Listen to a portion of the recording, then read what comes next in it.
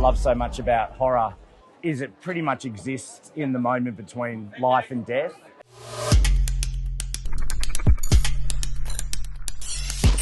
Well, I'd love to take credit for it, but Nick Leppard wrote the script, and I was lucky enough that it crossed my desk, and that combination of two incredibly successful subgenres of horror with the combining serial killer and shark film, it felt like it could have been written on a napkin and sold the film.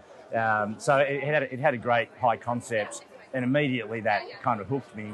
But then the fact that it doesn't demonise sharks either, which I think is the first shark film that doesn't, where they're not indiscriminate killers. Between those two things, I thought this is an incredibly exciting opportunity.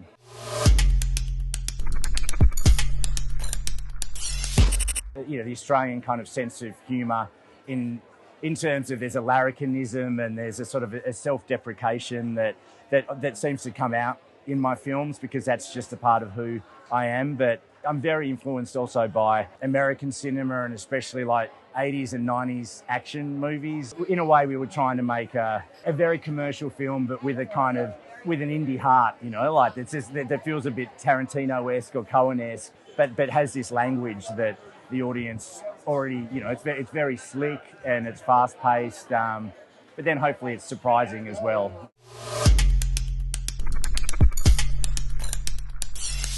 I sort of stopped watching shark films because it wasn't really helping me, because you know, there's either too many sharks or they all look too kind of slick, and I knew I wanted them to have a documentary personality, and I wanted them to have scars. And like, you know, as humans, our kind of scars kind of, you know, they're a part of who we are. So I ended up watching a lot of Shark Week and on the Discovery Channel, and just documentaries.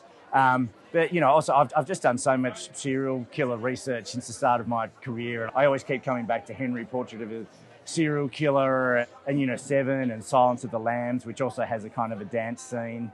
I think films are just a combination of your whole kind of life experience, and